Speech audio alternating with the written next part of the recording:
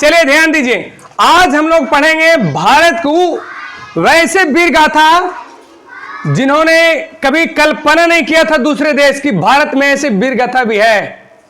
आज मैं उनको कहानी पढ़ाऊंगा जिन्होंने एक एक ने 10-10 को नहीं 100-100 को मारा है। पूरे जंगला युद्ध के बारे में पढ़ाएंगे जो भारत और चीन 1962 में हुआ था। कब हुआ था? 1962 में। वो युद्ध कहां हुई थी, कैसे हुआ था, उसमें कितने लोग शहीद हुए, उसको बंद कर दीजिए आप लोग, गेट आवाज टक्कर रहा है। ध्यान दीजिए, उसमें कितने लोग शहीद हुए वो हम लोग देखेंगे। और अहिर रेजिमेंट किस लिए मांग हो रहा है इसके बारे में भी आज इस वीडियो में हम देखेंगे। आखिर क्यों 18 नवंबर 1962 का वो दिन इतना दर्दनाक था। एक तरफ तो खुशी का हिलोर था कि हमारे 120 सिपाहियों ने 1300 चीनी सैनिकों को मौत के घाट उतार दिया। ये तो बड़ी खुशी थी, लेकिन हम लोग अपने भी 114 सिपाही को खोए थे। ये दुख थी। देखो, मैं जब भी वीडियो बनाता हूं तो चाइना और पाकिस्तान की नफरत मैं इसलिए करता हूं कि चाइना लोग जब भी करता है तो पीछे से वार करता है, आगे से नहीं करता है। और पीछे से वार करने वाले आदमी क्या आदमी नहीं, उसको क्या बोलता है? कुकुर, जो पीछे से आके पैर काट दे। अगर दम में जोधा है तो आगे से भिड़ो। चलिए मैं इस पर बात करता हूं।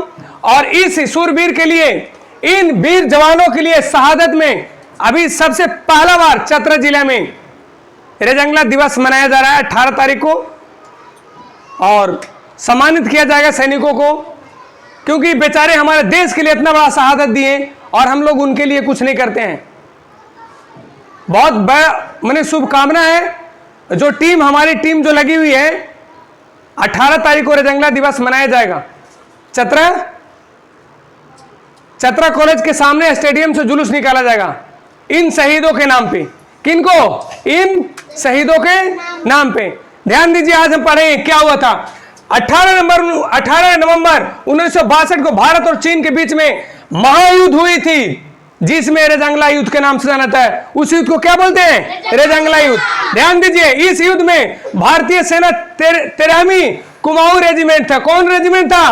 कुमाऊं रेजिमेंट था, जिसमें कितना 18,000 फीट की ऊंचाई पर कहां लद्दाख बॉर्डर पर लड़ाई हुई थी। कहां हुई थी?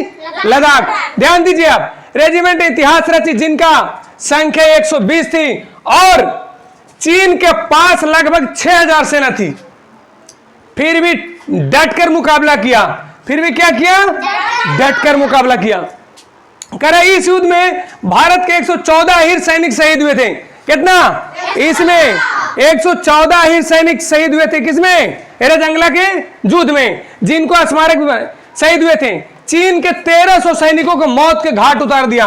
देखो, एक चीज था कि इन लोग 114 को तो शहीद हुआ, लेकिन 1300 कहता है नहीं हम तो डूबेंगे सनम, लेकिन तुझे लेकर, मतलब एक गांव में कहता है नहीं मारे के मारो, लेकिन 7 खटिया के जोर बांट के मरवाओ।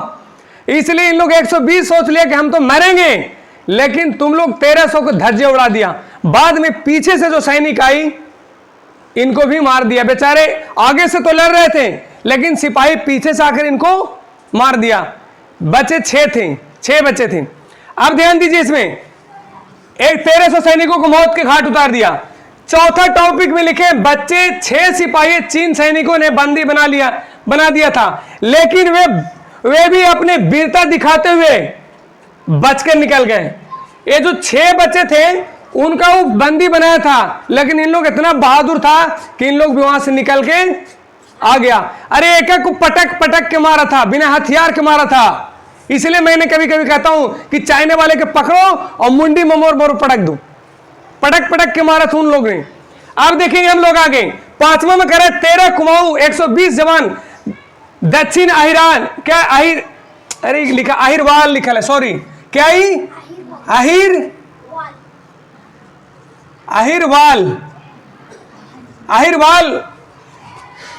अहिरवाल क्षेत्र के गुड़गांव में स्मारक। इनको देखो कहां पे? गुड़गांव में इनको 120 के शहादत दिवस के लिए स्मारक बनाए गए। कहां? गुड़गांव में। ठीक है, आगे 6ठा में कहेंगे इस युद्ध को नेतृत्व मेजर शैतान सिंह भाटिया कर रहे थे। इनको युद्ध के कौन कर रहा था? मेजर शैतान सिंह भाटिया। इनमें शहीद होने वाले अधिकांश जवान अहिरवाल के अहिर जाति के थे। आगे हम लोग लिखे कैप्टन शैतान सिंह के अगुवाई रामचंद्र यादव ने कर रहे थे। कैप्टन शैतान सिंह के साथ में कौन थे? रामचंद्र यादव। यहां पे एक प्रश्न उठता है, जब कैप्टन शैतान सिंह के गोली लगा था तो उन्होंने कहा रामचंद्र यादव को कि देखो तुम थोड़ा बेल्ट मुझे ढीला कर दो और तुम लोग लौट जाओ। वो अपने सेना के बचाने के लिए कहें कि अब तुम लोग लौट जाओ। जब ये बेल्ट देखा रामचंद्र यादव ने कैप्टन साहब का, तो देखा कि अतड़ी पचौनी निकलते आ रहा है। बोला कि अगर आप बेल्ट खोल दीजिएगा सर तो आपका पूरा निकल जाएगा। बोला कि अब तुम लोग लौट जाओ, ये मेरा आज्ञा है। रामचंद्र यादव ने कहा था कि मैं कभी लौट नहीं सकता हूं। एक तो मैं भारत का सिपाही हूं, दूसरे अहिर जाति का हूं। जहां कदम रख देता हूं वहां से पीछे लौट कर नहीं जाता हूं। और वहीं से युद्ध शुरू कर दिया। इन लोग के पास बेचारे पास हथियार भी खत्म हो गया था। हथियार नहीं था, हथियार भी खत्म हो चुका था, क्योंकि चाइना वाला बड़ा धोखेबाज था। क्या किया, रात में 3 बज के कुछ मिनट में लड़ाई हो रही थी, तो उन लोग भोर में क्या किया, पहले जो बकरी भेड़ होते हैं ना उनके गले में लालटेन बांध दिया। क्या किया?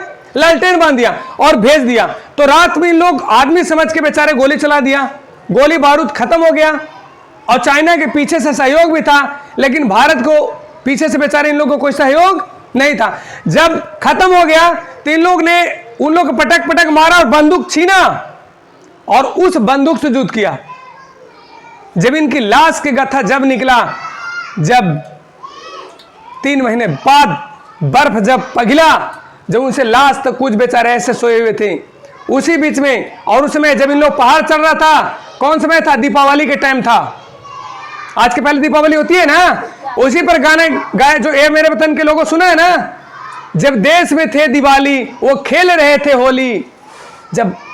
जब देश में थे दिवाली वो खेल रहे थे होली, जब हम बैठे थे घरे में वे झेल रहे थे गोली। उन्हीं पर बनाया गया था जब भारत और चीन का युद्ध हुआ था 1962 में। और इसमें क्या था कि चीनी लोग बड़ा धोखे से इनको बवार किया, क्योंकि पहले क्या है, भारतीय चीन भाई भाई, भारतीय चीन भाई भाई। लेकिन उन लोग क्या किया, कहता मुंह में राम बगल में छुड़ी, जखनी पावे काट दे मुड़ी। यानी उन लोग भाई भाई कह के और इन लोग चढ़ाई कर दिया। चलिए आगे हम इसको टॉपिक पढ़ते हैं। 9वां 18 नवंबर 1962 को भारत चीन युद्ध में दौरान 1800 फीट, कितने फीट था? 1800 फीट ऊंचाई पर कुमाऊं रेजिमेंट ने वीरता का परिचय दिया था। कितना? 18,000 फीट, सॉरी 18,000 फीट पर वीरता के परिचय दिया था। आगे हम लोग 10वां पढ़े। मेजर शैतान सिंह भाटिया को वीरता भरे देश के परम प्रेम, देश प्रेम देखते हुए भारत सरकार ने 1963 में उन्हें शहादत के बाद, माने शहीद होने के बाद, परम वीर चक्र से सम्मानित किया था। किनको? मेजर शैतान सिंह की। किनको किया था?